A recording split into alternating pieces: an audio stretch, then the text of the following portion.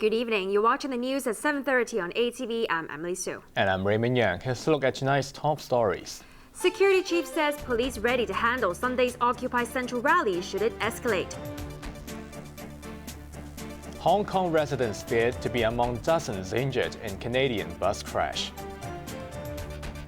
Taiwanese actor Ko Chen-tong apologizes for taking drugs after Beijing police release him. Security Chief Lai Tong-kwok says the police are well prepared to handle any escalation of an Occupy Central rally outside the chief executive's office on Sunday. His assurance came as pan-democratic lawmakers urged Beijing not to impose unreasonable limitations on the 2017 election for Hong Kong's top leader. Beijing is expected to announce a conservative framework for political reform on Sunday.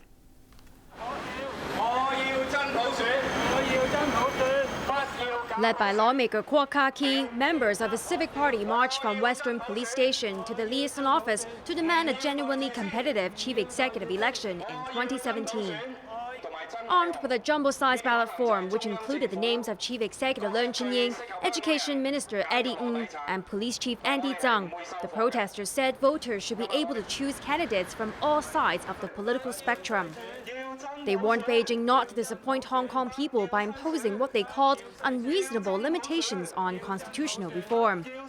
I urge the leaders of the Communist Party in Beijing to consider carefully the wish and the hope for real general election for chief executive in Hong Kong, in which we have waited for more than 17 years.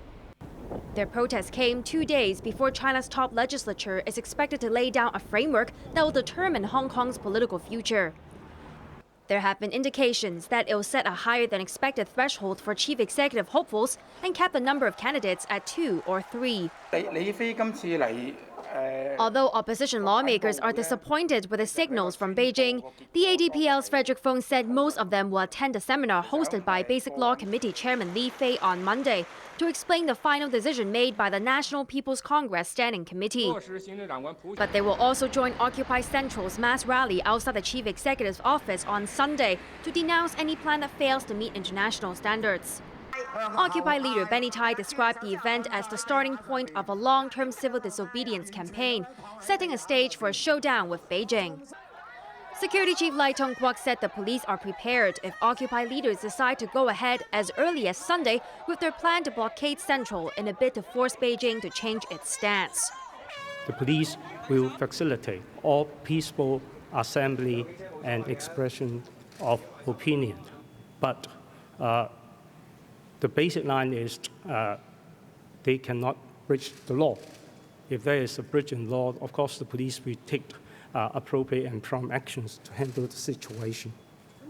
Lai added that the Commercial Crime Bureau received a complaint alleging that the personal information of those who took part in Occupy Central's unofficial referendum in June was leaked. Occupy leaders later issued a statement saying all users' information had been deleted and said the complaint was an attempt to discredit the plebiscite. The ICAC raids on the homes of 2 democracy campaigners yesterday have continued to stir controversy over the timing. In an unusual move, the anti-corruption body released a statement saying there was no political motive, but lawmaker Lee Cheuk-yen urged the public to make its own judgment. Contrasting views were expressed on the airwaves this morning over an ICAC probe into the millions of dollars donated to politicians and political parties. The debate came a day after the ICAC raided the homes of media tycoon Jimmy Lai, his top aide Mark Simon, and Labour Party leader Lee Cheuk-yen. Lee is one of 5 opposition lawmakers said to have received money from Lai, who's a staunch advocate for democracy.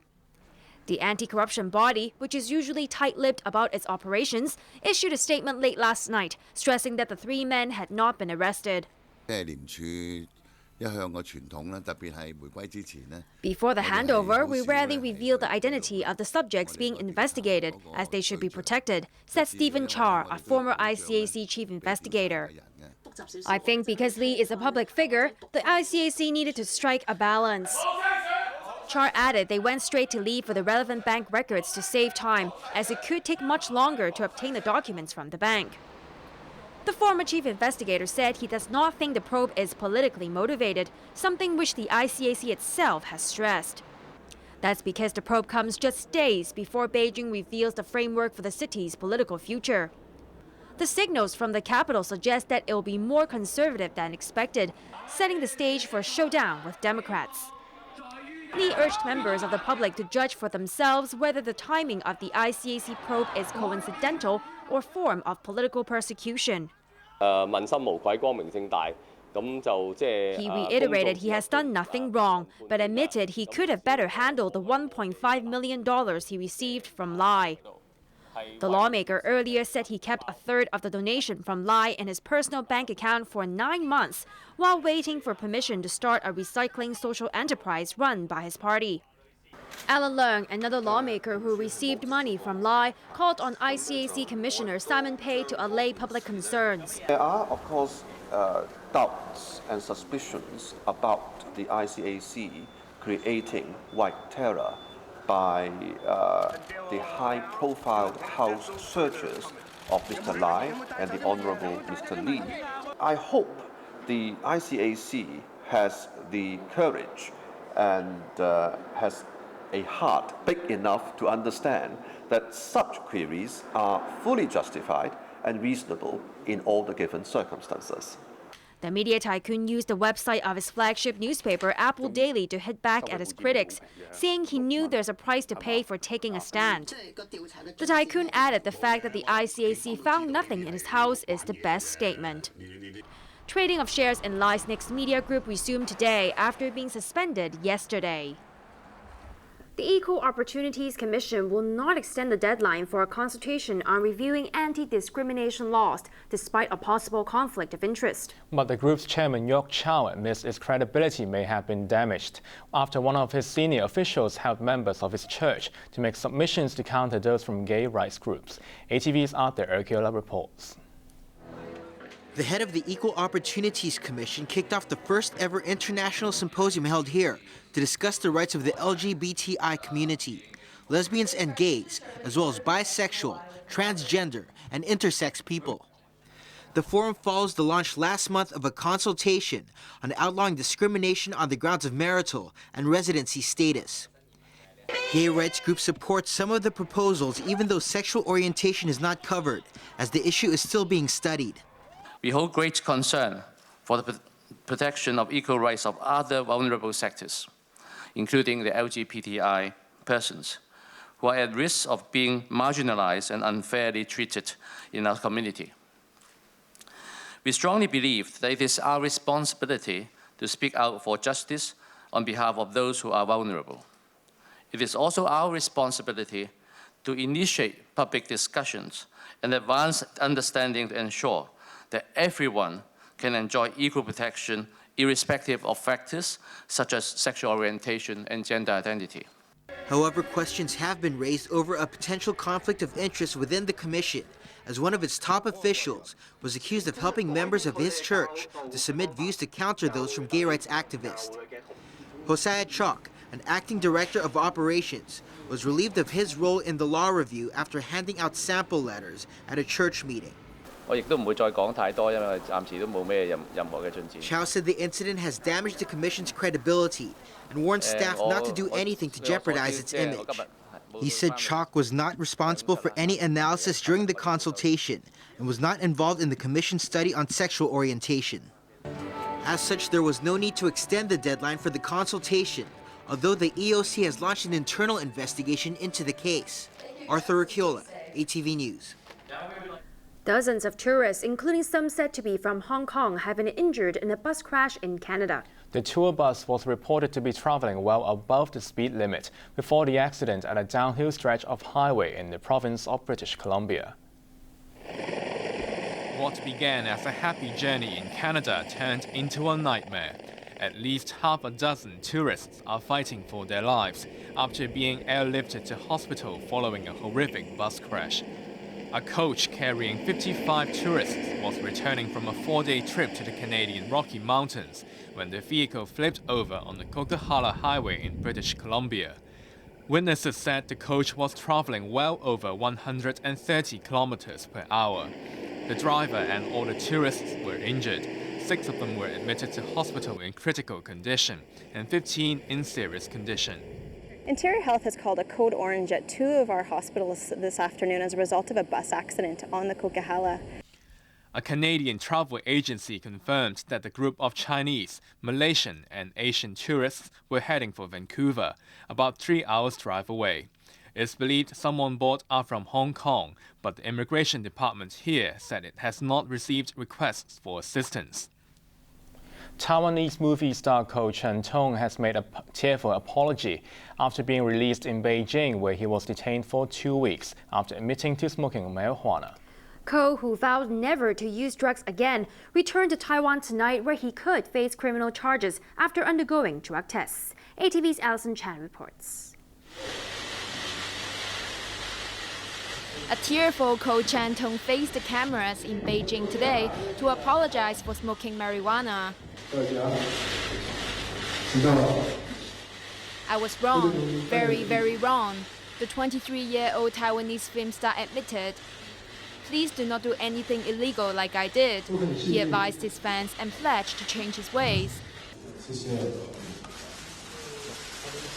His parents and manager, who were present, bowed along with him in a show of remorse. I'm sorry, because my son sets a really bad example as a public figure, his father said. The actor, who's also known as Kai Ko, was released from administrative detention this morning, 2 weeks after he was held for using marijuana in a Beijing foot massage parlor. Chaos broke out when Ko and his parents were confronted by the media when they arrived at the hotel. A reporter accused the actor of hitting him, but Ko's manager said the star was merely trying to get his father past the cameras and into a lift. Ko rose to fame after acting in the Taiwanese hit movie You Are the Apple of My Eye, which won him the Best New Actor title at the Golden Horse Awards in 2011. But his career may be doomed because he could face a criminal charge in Taiwan for using drugs. He's expected to go under drug tests on his return to Taipei, and he could be sent for rehabilitation.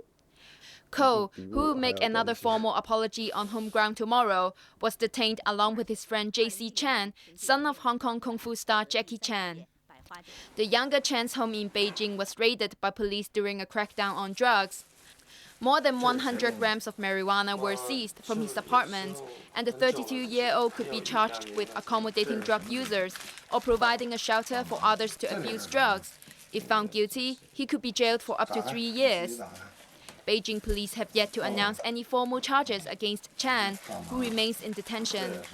Alison Chan, ATV News. U.S. President Barack Obama has dismissed fears that Washington will go to war with Russia over the crisis in Ukraine. NATO is holding an emergency meeting after again claiming that Moscow is invading Ukraine. ATV's Ben O'Rourke reports. Donetsk locals run for cover as the Ukrainian army pounds their neighborhoods with mortars in an attempt to quash a separatist rebellion. At least 15 civilians were killed in this attack, according to city officials. The crackdown on the rebels has forced hundreds of thousands of people to flee eastern Ukraine to Russia, where they're living in refugee camps. Rebel leader Alexander Zakharchenko said Kiev is carrying out a scorched earth policy, destroying gas, power and water supplies and the social infrastructure. He insisted the rebels will fight on until Ukrainian troops leave their territory. Over in Kiev, the government has introduced compulsory military service in a bid to regain a grip on the east. President Petro Poroshenko has once again accused Russia of invading the country, insisting columns of tanks, huge weapons supplies and Russian soldiers have crossed the border to rescue gangs of terrorists. However, his defense minister, Valery Helety, dismissed the idea that Russia is invading, insisting there's only the usual trickle of Russian fighters crossing the border to join the battle and no fully-fledged offensive. Regardless, NATO has released some satellite photos it says prove the Russians are invading and accused Moscow of prolonging the crisis. Russia's ultimate aim is to alleviate pressure on separatist fighters in order to freeze this conflict, which would result in further tragedy for the people of eastern Ukraine. US President Barack Obama dismissed suggestions the West is preparing for war to stop Russia's perceived meddling. What is happening is wrong, that there is a solution that allows Ukraine and Russia to live peacefully, but it is not in the cards for us to see a military confrontation between Russia and the United States in this region. But over at the United Nations, the US ambassador hinted at something stronger than sanctions. The most important question for us now is not what we should say to Russia. The most important question is what we should do to make Russia listen. Russian ambassador Vitaly Churkin hit back, saying Washington should stop interfering with the internal affairs of sovereign states and undermining regimes that it doesn't like. Ben O'Rourke, ATV News. And still to come on ATV's main news tonight. Dream over for American teenager Catherine Ballas at US Open. Hong Kong's underground musicians make a date with history.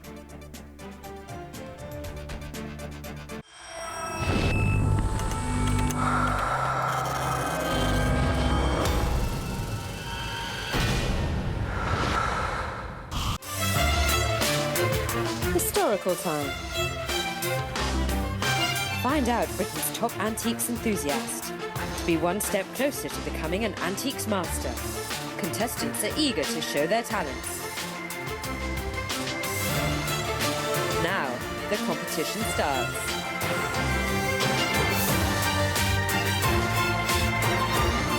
Antiques Master, tonight at 8:30. Elemental Evolution. The ATV 2014 Miss Asia pageant is about to start. Ladies, come and show the world your beauty. The ATV 2014 Miss Asia pageant. Waiting for your participation. Come and join us now. Elemental Evolution. ATV Miss Asia Pageant 2014 is now inviting applications. They can drive you nuts. From the most powerful roaring on Earth to the sexiest bodies you'll ever see. They're surely every man's dream. Drive it every Monday night at 8. 就快去旅行咯喎，執行李未啊？執好啦。衫褲執齊，仲有女嘅玩具。開會文件執齊晒啦。咁你上網登記咗旅遊提示服務未啊？係喎。 Registration for the government's outbound travel information is a free service. Just enter your phone number and itinerary to receive outbound travel alert updates. If there's an emergency, the government will contact you and offer help. September Sci-Fi Thriller. Mayday, mayday, mayday. Mr. President, we have a situation. What is it? Tremble and shake. To stop the madman's destructive plan, the nuclear submarine makes a shocking bid for world peace. One of our submarines, the USS Montana, has been hijacked by terrorists. It's the Florida. Depth Charge. Monday night at 9.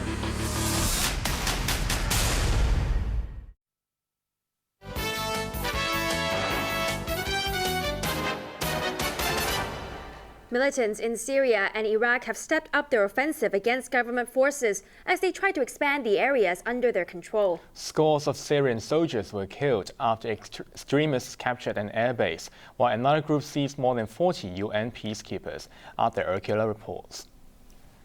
UN officials are seeking the release of 43 peacekeepers detained by Muslim extremists in the Golan Heights. The soldiers from the Philippines and Fiji were taken by fighters from the Al-Nusra Front, which is battling government troops in southwest Syria. Another militant group, Islamic State, is trying to consolidate its position in northern Syria. Video posted online shows hundreds of captured Syrian soldiers forced to march across the desert on their way to an execution ground. The soldiers were rounded up after the militants seized an airbase near Raqqa. Islamic State has incurred the wrath of Washington after it beheaded U.S. journalist James Foley earlier this month in retaliation for American air raids on its fighters in Iraq. But the U.S. is reluctant to join forces with arch-enemy Syrian President Bashar al-Assad, who is trying to stop Islamic State, also known as ISIL, from taking over more territory. What we're seeing is the areas that ISIL is occupying are not controlled by Assad anyway. And frankly, Assad doesn't seem to have the capability or reach to get into those areas. So, I don't think there's a situation where we have to choose between Assad or the kinds of people who carry on the incredible violence that we've been seeing there. That violence was seen in another Islamic State video, showing its fighters preparing to execute a Kurd in the northern Iraqi city of Mosul. The footage was a warning to Kurds to cut off ties with the U.S. Kurdish troops have managed to regain some areas seized by the militants before the U.S. entered the conflict with airstrikes against Islamic State to stop it from killing Iraqi Christians and Yazidis. Arthur Urquiola, ATV News. Time now for sports with Bolang. And a U.S. teenager reached the end of the rainbow. Indeed, it's game over for Catherine Bellis. The 15-year-old made history in the first round of the U.S. Open, but crashed to reality in the second. Teenage sensation Catherine Bellis made her mark at the US Open by becoming the youngest female player to win a match in the tournament since 1996. But the 15-year-old American couldn't match her opening round performance and lost to Serena Diaz of Kazakhstan in 3 sets. 2-6 to 1, 6-3. Top seed Serena Williams had no problems against fellow American Vania King. Chasing her third US Open title, Williams took only 56 minutes to win in straight sets.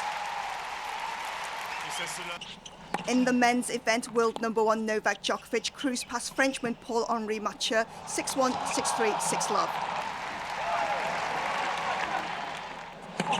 It was also a clinical finish for 8th seed Andy Murray. The Briton eased into the third round with a straight sets victory over Germany's Matthias Bachinger. Milos Raonic kept Canada's hopes of a first Grand Slam win alive by beating Peter Goichi in 4 sets. Australian Nick Kyrgios also advanced to the next round after defeating Italian Andre Seppi. In athletics, Jamaica has added more wins in the Diamond League, and there was a dramatic finish for a pair of sprinters. Usain Bolt was missing from the Diamond League meeting in Zurich, but that didn't worry Jamaica's sprint squad. In the men's 100 metres, Commonwealth champion Kimar Bailey-Cole crossed the line first in 9.97 seconds. In the women's event, Jamaica's former 200 metres Olympic champion Veronica Campbell-Brown won in a photo finish after she and Ivorian Muriel Ahura both finished in 11.04 seconds. There was drama in the women's 1,500 metres after American pair Jennifer Simpson and Shannon Robury ran into each other and tumbled over the finish line. Simpson clinched the gold in 1 minute 59.92 seconds, with Robury second by the narrowest of margins. World record holder and Olympic gold medalist David Rudisha could only finish third in the 800 metres. Botswana's Nigel Amos won that event in 1 minute 43.77 seconds. World champion Lawshawn Merritt pushed himself in the final sprint to take the men's 400 metres crown. In the 400 metres hurdle, South Africa's Commonwealth champion Cornel Fredericks powered to victory in 48.25 seconds. And American Olympic winner Christian Taylor snatched the triple jump with his final leap of 17.51 metres. Hong Kong's underground music scene received a boost over the past month with a festival at a youth hostel in Shek Kip Mei.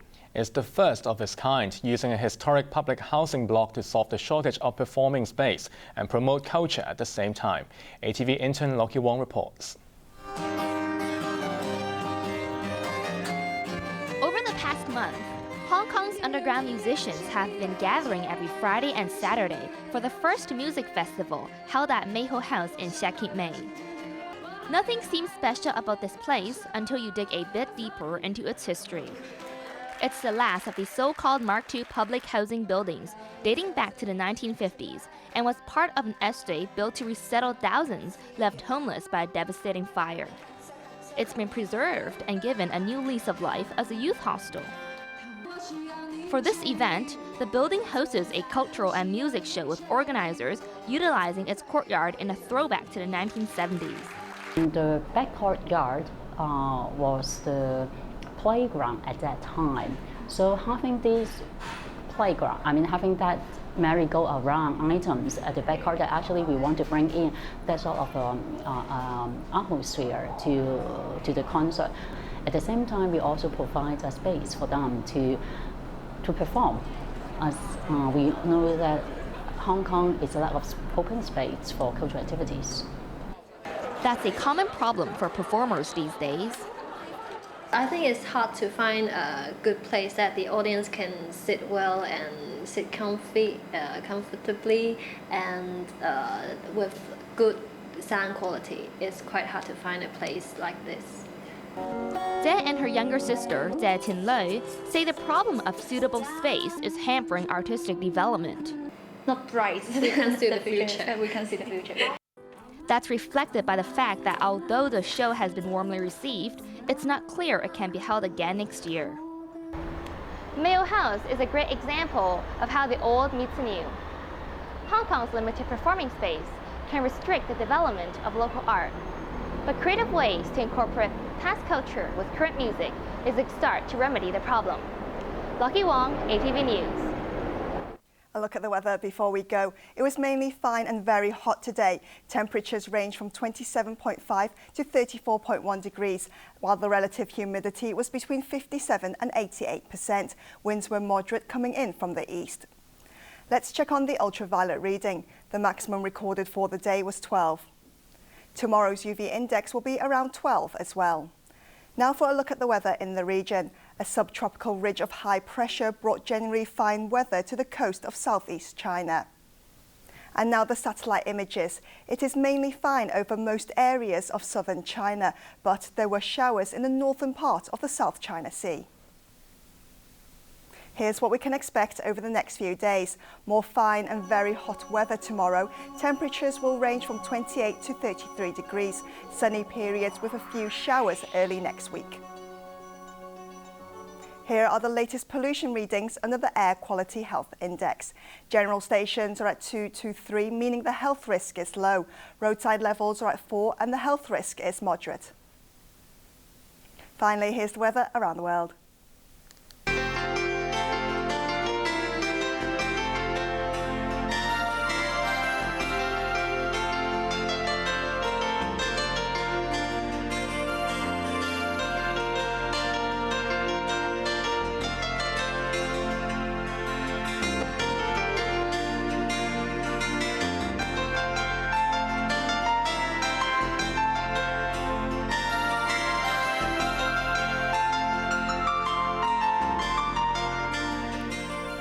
That's our main news for Friday night. We'll have an update in 1 hour. I'm Raymond Yeung. I'm Bo Leung. And I'm Emily Sue. Thank you for watching ATV and have a great weekend. Good night. Good night.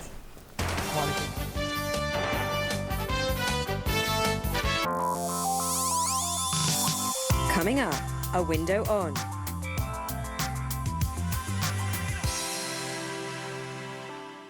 World September, completely new vision. 6 types of programs to take your fancy. Thrilling science fiction spectaculars. More information, more wonderful life. Very good, gives you a massage, you recline. It's a relaxing room. Popular worldwide TV series. Aiden, baby, can we talk? There's no time.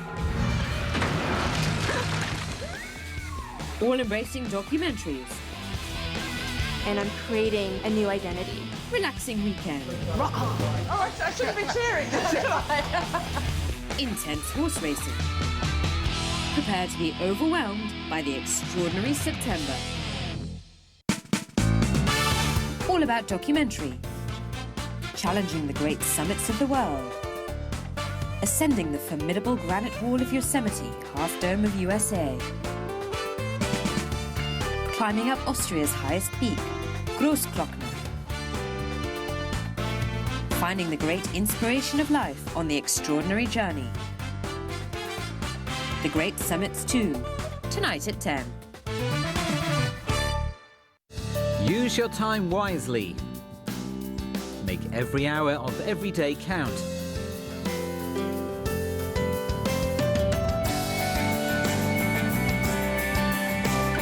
Discover the real meaning of life on Hour of Power, every Sunday morning at 9. Memories of the century. Princess Diana's death left the crowds heartbroken. She was such an extraordinary woman that people find it very difficult to accept that she could have died such an ordinary death. But also numerous rumours spreading like wildfire throughout the whole world. You know, the fact that, it took the ambulance 2 hours to get to the hospital when it was only 10 minutes away. It's just too much going on. Were these rumours grounded in fact or just conjecture? The Diana Conspiracy, Sunday night at 9.